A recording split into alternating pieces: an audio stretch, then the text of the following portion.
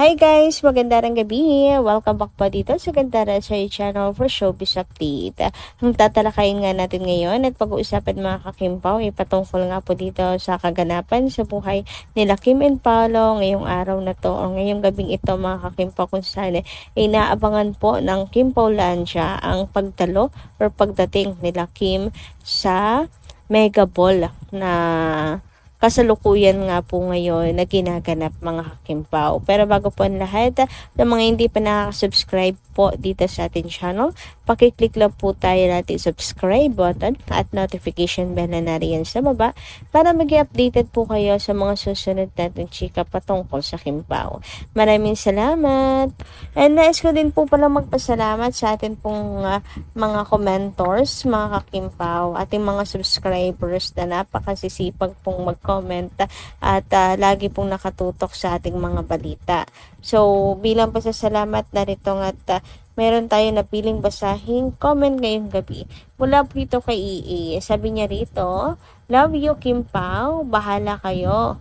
Mag-bash kayo ng mag-bash. Ayan, wala sa Kimpaw yan. At baliwala sa mga solid Kimpaw, yung mga issues na di dapat paniwalaan. Tayo ang Kimpaw. Support kami. Alam namin na nasa bakasyon. Nag-celebrate ang 20 years in showbiz. Sulit na sulit bakasyon. Naghamit ang bagong camera para sa fresh sa Taiwan. Nag-date ang mag-asawang Kimpaw. Basta Paula Avellino, may isang salita sa mahal niyang Mrs. Kim Chiu Avellino na may surprise siya kay Babe sa 20 years anniversary ni Mrs. Kim. Kaya super ganda si Kimi sa first day ng showtime. Super fresh mo, blooming, super cutie and pretty. Pinasaya ni Daddy Pao. Grabe talaga tong si Miss AA yan ng mga kakimpaw. Ayan, pinagpahinga ng bongga ni Daddy Pao. Pagmahal ng tunay, hintayin mo ng 15 to 16 years. Tunay na pagmamahal at super maligaya ang pagsasama ng Kimpaw. Halatang halata na happy si Kimi sa piling ni Daddy Pao. Lalong bumabata at ang ganda ng aura ng Kimpaw. Bumata ng 10 taon ang Kimpaw. Pinagpala talaga ang Kimpaw na may busilak na puso. Thank you po Lord God, pinagkaloob niyo po ang destiny sa Kimpaw. Hinapanghabang buhay na magiging maligaya ang Kimpaw. Thanks God for your love to Kimpaw. Perfect partner in real life.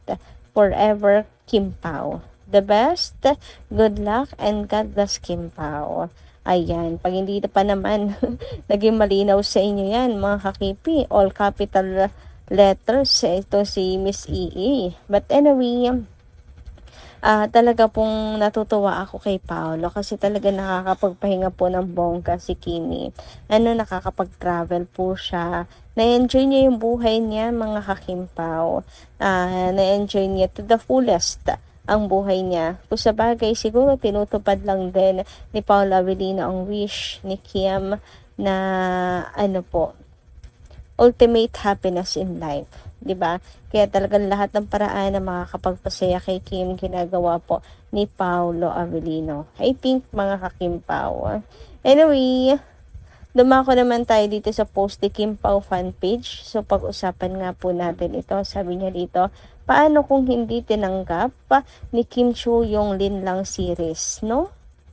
Iba siguro leading man ni Kimi today dahil sa What's Wrong with Secretary Kim PH, iba yung kasama niya doon. Buti na lang tinanggap ni Kimi. Tadhana nga naman. Ayan mga kakimpaw. So, napapaisip nga rin ako mga kakipi. Paano kung hindi tinanggap ni Kim Chiu? Kaya super thankful din ako kay Sir Deo. Talagang pinilit niya si Kimi, mga kakimpaw. Parang hindi pa ata ready nung si Kim Chiu, mga kakimpaw. Kasi diba, may problem siya. Parang hindi pa siya ready magtrabaho, ganyan. Dahil sa breakup nila ni Zian, etc. Marami ring reason, mga kakimpaw. Pero pinilit siya ni Sir Teo. And hindi naman po nagkamali si Sir Deo mga kakimpo. Kaya ang laking po ni Sir Deo sa buhay ni Kim and Paolo, papel mga kakimpaw. Kaya talagang lagi po silang present sa mga birthdays and death anniversary ni Sir Deo. Talagang importante po sa kanila si Sir Deo. And sa atin din, Aking Paulan, just kasi siya ay naging tulay para mabuo nga po ang Aking Pau. And tadhana nga naman, di ba? Mga ka-KP, napao po si Kimi. Tadhana po talaga nakatadhana na po talaga yan nakaguhit na sa kanilang kapularan to, mga kakimpaw. So, thank you so much kay Lord dahil dito meron po tayong happy pill, di ba? Ng ilan nating seniors, ang tagal na po bago ulit nagkaroon ng idolo pong iniidolo at sinusubaybayan na artista. Parang ngayon lang po ulit kinilig sa mga love teams. Tapos bukod na hindi naman kasi chemistry lang or puro kilig lang mga kakimpaw ang pagkatao rin nila Kim and Paolo, minahal din natin mga kakimpaw kasi tunay na talagang po nila deserve ng suporta mga kakimpaw. So, ayun, thank you so much sa linlang na nabuo ang casting na to. Diyan nagsimula ang story nila Kim and Paolo. Samantala, dumako naman nga po tayo ngayon dito sa next topic natin para sa gabing ito, and para nga po ito sa dinadaos na Mega Ball ngayong gabi mga kakimpaw, June 12, 2026. So isa to sa talagang mainit na pinag-uusapan sa social media, hindi lamang po ng Kimpaw Lanjas, ng lahat ng mga marites sa buhay artista mga kakimpaw. Yung mga nag-aabang, of course, hindi naman marites, mga nag-aabang sa kanilang mga idols, mga kakipi. It's a big event kasi mga kakimpaw. And para sa mga hindi po alam kung para saan ang Mega Ball 2026, so ito po ang post ng Mega Magazine. Tonight, we celebrate the worlds of fashion and Philippine cinema in hashtag Mega Ball 2026. Who are you hoping to see?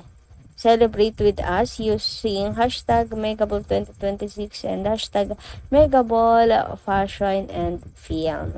So, ayan po, para pala po ito sa World of Fashions and Philippine Cinema mga kakimpaw. Kaya maraming artista ang dumalo mga kakimpaw, and inaasahan din nga po ang kimpaw dito. Sana mga kakimpaw ay dumalo sina Kim and Paolo kasi isa po talaga sila sa mga dapat nandyan in sense of fashion. Si Kimi, fashionista po yan. At the same time, in Philippine cinema, malaki po naging ambag ng Kim Pao sapagkat naging blockbuster din po ang kanilang movie. And mga Kimpaw Lanjas, inaantay po sila, of course, mga kakimpaw. Plus, pa pala, partner din po kasi ito ng Bingo Plus. So, bilang representante na rin, mga kakimpaw, diba? Kaya iniintay rin po nila si Chinita Princess. So, kahit hindi kasama si Pao, basta si Kim nandoon dahil sa Bingo Plus. Kaya ang tanong ng lahat, ayan, makaka-attend ba or a-attend ba sila ng Mega Ball? Sina Kim and Paolo. So, ayan nga, mga kakimpaw, mababasa nyo. Dami pong mga post ngayon sa X na inaantay talaga sila Kim and Paolo. Ayan, hindi po sila nawala ng pag-asa. Baka daw kasi pang last na dumating ang Kimpaw. Pero yung iba ay tanggap rin naman po kung hindi po darating sina Kim and Paolo. Sabi dito, kahit nasa long weekend vacation, sumilip dito kung nasa Mega Ball ba si Kimi. Mukhang wala naman. I thought a-attend since co-represented by BP. Ayan nga. Mukhang wala nga po mga kakimpaw, anong oras na din ngayon, 'di ba? Pero ayun, yung iba matyaga pa rin po nagiintay Malay nyo naman biglang sumulpot nga po si Chinita Princess. Pero kung pagbabasehan po natin ang mga team ni Chinita Princess, wala rin po silang pinopost na paghahanda ni Kimi. Kasi usually mga kakimpaw, nagpo-post po yan sila na getting ready na po sila mga kakimpaw. Anyway, bukas po, excited din po ang mga fans. Maybe dahil may ganap bukas sa Showtime, kaya hindi makakasama si Kim. Pero naman si Kimi, sanay naman sa ganyan mga kakimpaw. So meron nga pong kumbaga grand final nga po ng tawag ng tanghalan bukas. Kaya naman ultimo ang gown ni Kimi bukas ay inaabangan at excited na ang Kim Paulandia. Sabi nga dito, excited na ako bukas sa gown ni Kimi sa grand final ng tawag ng tanghalan. Hashtag The Alibay Protection. Bakit magkaibang topic yung hashtag? But anyway, ayun nga mga kakimpaw. Malamang nga daw po ay napakaganda at bongga na naman ng gown ni Chinita Princess. Kasi lagi naman daw pong pasabog si Kimi. So, anong say po ninyo dito mga ka-KP? Anyway, hanggang dito lang po muna ating update. Maraming salamat po sa inyong pakikinig. Kita-kits po muli sa mga susunod natin chika. Maraming salamat at ingat po palagi.